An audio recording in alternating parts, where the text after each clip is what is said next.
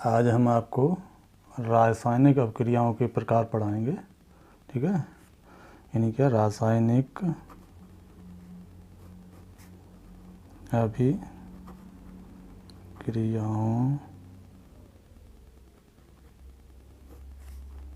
के प्रकार। ठीक है, यानी रासायनिक अभिक्रियाएं कितने प्रकार की होती हैं। इसमें नंबर 1 है आपकी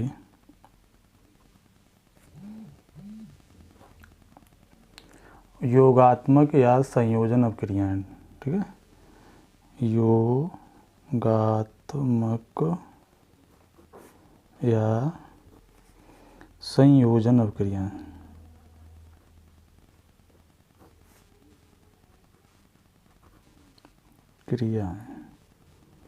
ठीक है, नंबर 2 है आपकी विलोपन या अपघटन अभिक्रियाएं। विलोपन या अपघटन अभिक्रियाएं। ठीक है, नंबर 3 है आपकी विस्थापन अभिक्रियाएं। ठीक है, यानी विस्थापन अभिक्रियाएं। ठीक, नंबर 4 ये आपकी हैं उभय अपघटन अभिक्रियाएं। ठीक है, उभय अपघटन अभिक्रियाएं। ठीक, नंबर 5 है आपकी ऑक्सीकरण अभिक्रियाएं। ठीक है, ऑक्सीकरण अभिक्रियाएं। ठीक, नंबर 6 है अपचयन अभिक्रियाएं। अपचयन अभिक्रियाएं।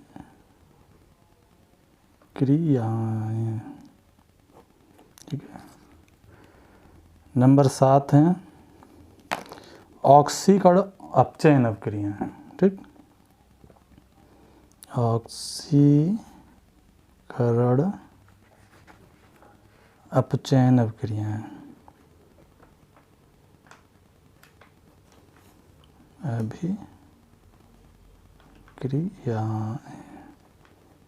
ठीक,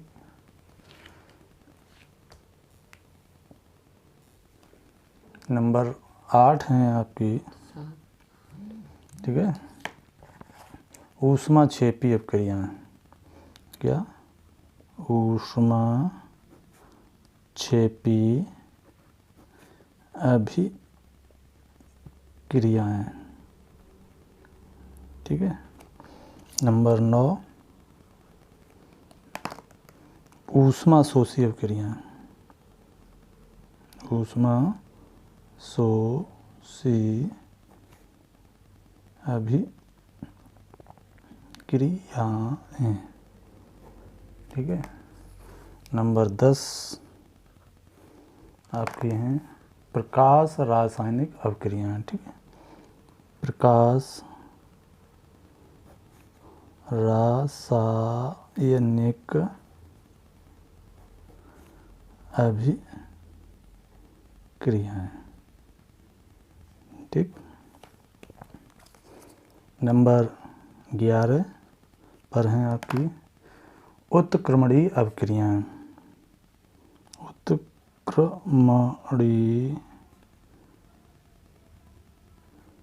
उत्क्रमणीय अभिक्रियाएं। नंबर 12 पर हैं आपकी अनुत्क्रमणीय अभिक्रियाएं। अनुत्क्रमणीय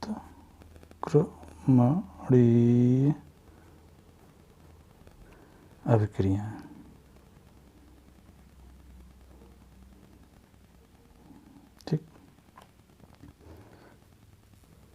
अब ये सारी जो अपक्रियाएँ हमने आपको लिखाई हैं, अब इनके बारे में आपको हम डिटेल से बताएंगे, ठीक है।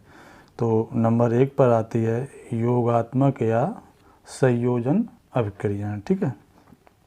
तो ये अभिक्रियाएँ जो होती हैं ये आपके लिए इम्पोर्टेंट भी हैं, ठीक है, ये वाली।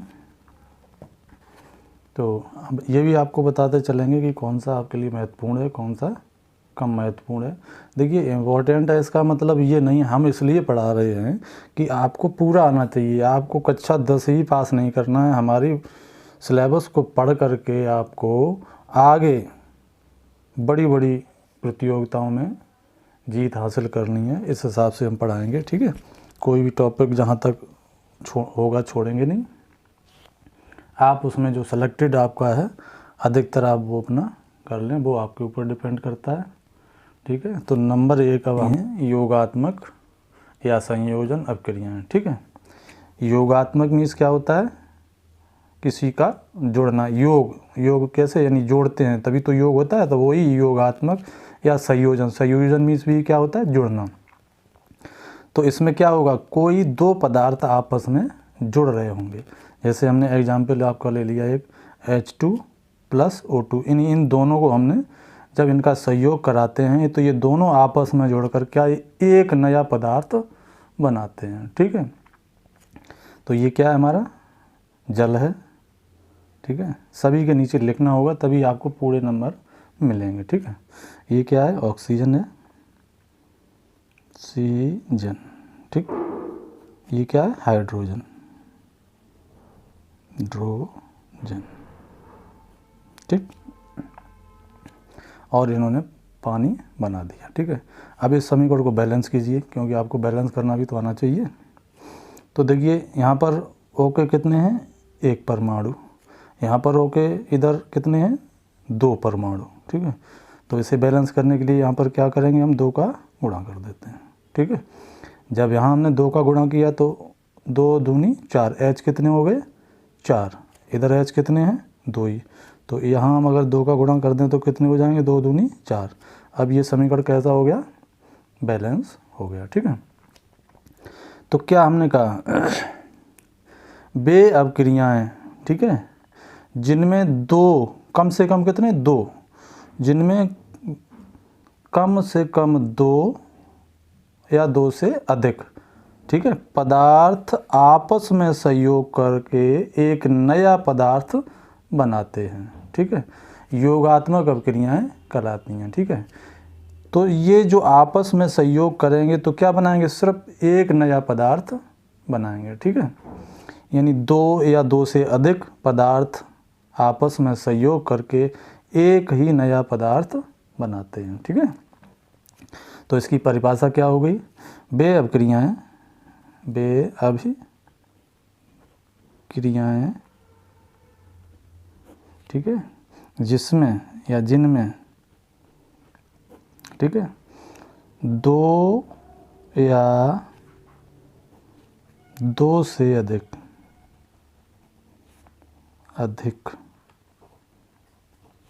पदार्थ आपस में, ठीक है, क्या बताया, जुड़कर या संयोजन लिखा है तो संयोग करके, संयोग कर के केवल, हमने क्या बताया, केवल एक पदार्थ बनाते हैं, क्या करके केवल एक नया पदार्थ बनाते हैं, ठीक है। क्या कहलाते हैं, यहाँ कोमा लगाना होगा आपको, ये विराम लगा दिए नहीं, ठीक है, तभी तो आपका सेंटेंस सही होगा, वाक्य, ठीक है। बनाते हैं, योगात्मक अपक्रियाएँ कहलाती हैं, योगात्मक अभिक्रियाएँ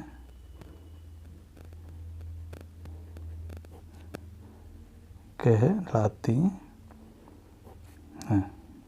ठीक। जैसे हमने आपको ये एग्जाम्पल इसका दे दिया था, ठीक है, इसका एग्जाम्पल आपका ये हो गया, ठीक। तो समझ में आ गया आपकी, यानी यहाँ से देख, याद रटना नहीं है, क्या करना है, हम किसके बारे में पढ़ा रहे हैं, अपक्रियाओं के बारे में, ठीक है। तो क्या वे अपक्रियाएँ जिनमें 2 या इससे अधिक, कम से कम कितने होने चाहिए, 2, वे अपक्रियाएँ जिनमें 2 या 2 से अधिक पदार्थ आपस में जुड़कर या संयोग करके एक नया पदार्थ, केवल एक नया पदार्थ बनाते हैं, ऐसी अपक्रियाएँ क्या कहलाती हैं, संयोजन अपक्रियाएँ कहलाती हैं, ठीक है। तो ये हो गया। अब अगला आपका टॉपिक आता है विलोपन अपक्रियाएँ, ठीक है। इन्हीं को क्या कहते हैं, अपघटन अपक्रियाएँ भी कहते हैं। तो नंबर 2 विलोपन या अपघटन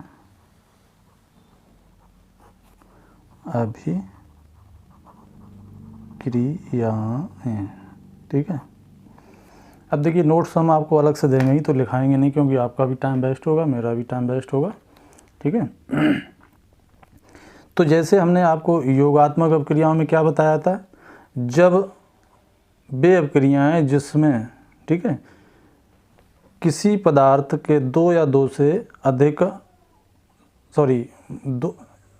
दो या 2 से अधिक पदार्थ आपस में जब संयोग करके एक नया पदार्थ बनाते हैं, तो वो क्या कहलाती हैं, योगात्मक अपक्रियाएं कहलाती हैं।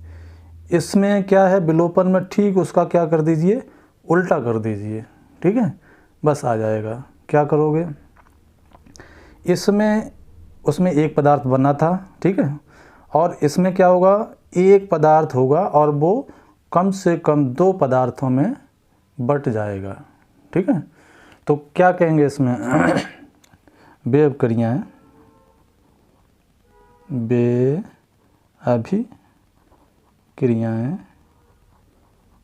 ठीक है, जिनमें किसी पदार्थ का एक अणु, ठीक है, किसी पदार्थ का कितना, एक अणु, कैसा होना चाहिए, एक अणु, सिर्फ एक अणु, ठीक है, 2 या 2 से अधिक अणुओं में विभाजित हो जाता है। कितने, 2, एक इधर और एक इधर, यानी कम से कम कितने, 2 अणुओं में विभाजित हो जाता है, ठीक है।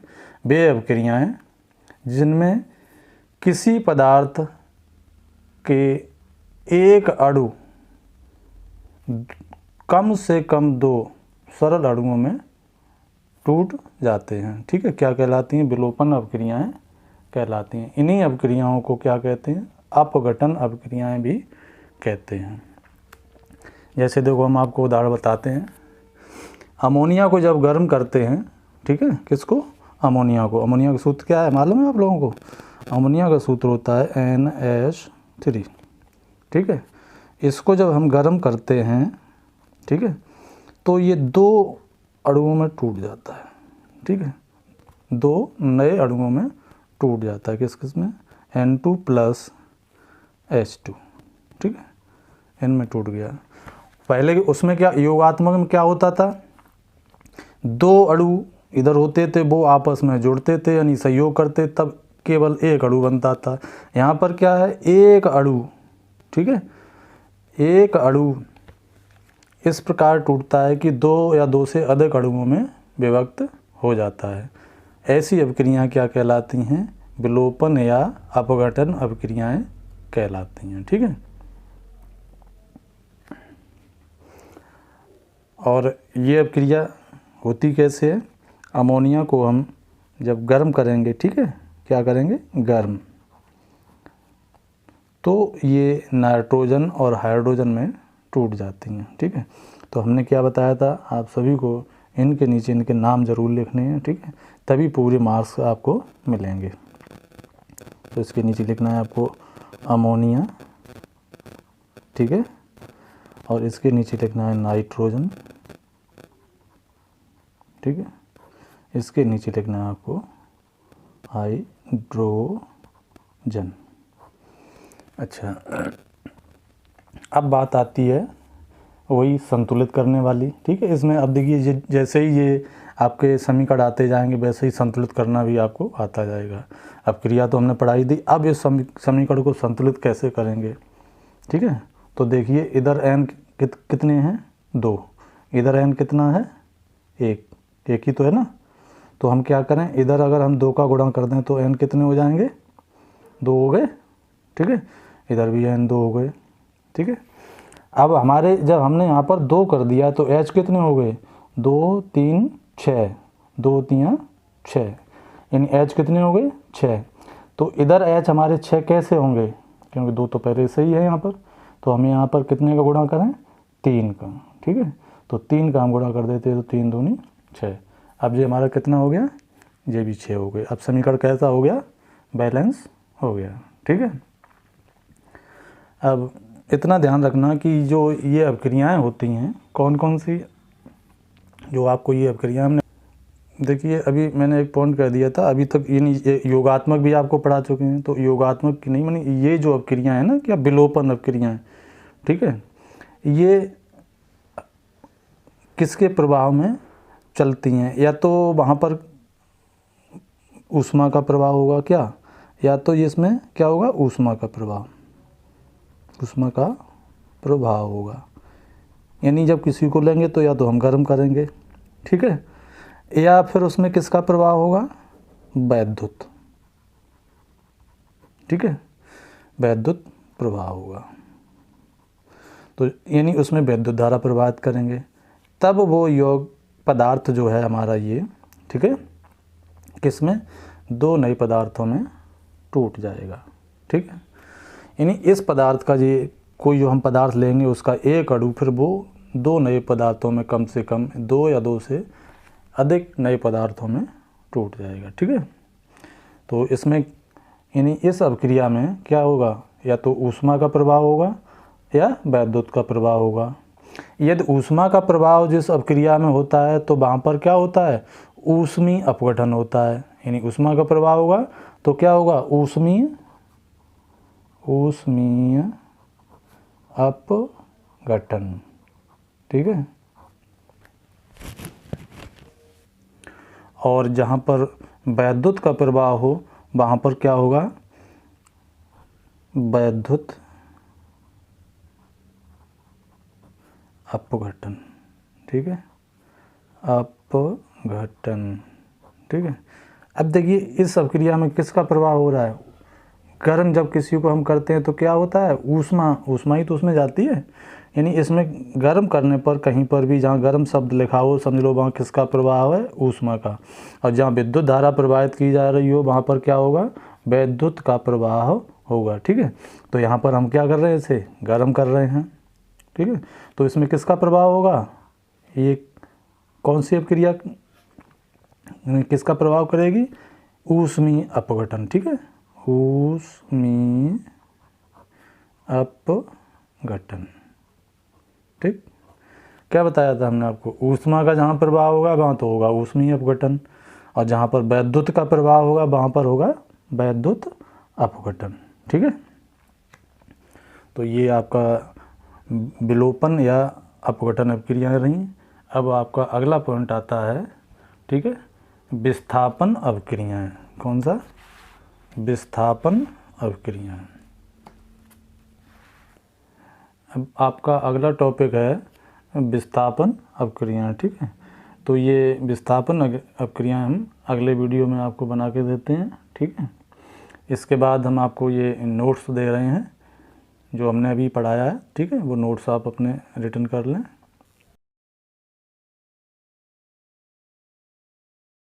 सारे नोट्स हैं, ठीक है। मैं वीडियो में ही आप अपने रोक करके और हिसाब से बना लें, ठीक है। बहुत मेहनत से मैंने बना करके तुम लोगों के लिए तैयार किए हैं, ठीक है। अपना वीडियो रोक करके इसको बना लें, कहीं कोई दिक्कत आए यहाँ पर लिखा हुआ है जुड़ कर, ठीक है। ये बहुत ही ध्यान रखने की बात है, हर किसी पदार्थ के नीचे उसका नाम अवश्य होना चाहिए, ठीक है। हाँ, और जब कोई क्रिया कराते हो तो उसमें उसको पहले डिफाइन करो।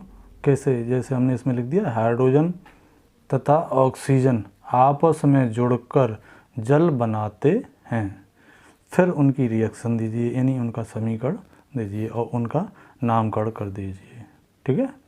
जैसे इसमें लिखा है, सल्फर को वायु से जलाने पर सल्फर डाइऑक्साइड गैस बनती है, ठीक है। ये सल्फर है और ये वायु में क्या होती है? ऑक्सीजन होती है ना, वायु में ऑक्सीजन, तो उससे जब ये जलता है, ठीक है, तो क्या बनती है? Sulphur dioxide. आप लोगों को ये बात मालूम है कि यदि वायु से ऑक्सीजन निकाल दी जाए तो हम कहीं पर भी आग जला नहीं सकते हैं, बिना ऑक्सीजन के आग नहीं लगती है, ठीक है। इसका उदाहरण आपने छोटी क्लासों में शायद पढ़ा हो, क्या कि एक लैंप का शीशा लीजिए, ठीक है, और जलती हुई कैंडल के ऊपर रख दीजिए और शीशे को ऊपर से बंद कीजिए, तो कुछ ही क्षण बाद वो कैंडल बुझ जाती है। क्यों बुझ जाती है? क्योंकि उसमें ऑक्सीजन ख़त्म हो जाता है, इसीलिए वो बुझ जाती है, ठीक। अब ये आपकी विलोपन या अपघटन अपक्रियाएँ हैं, ठीक है, ये ठीक है।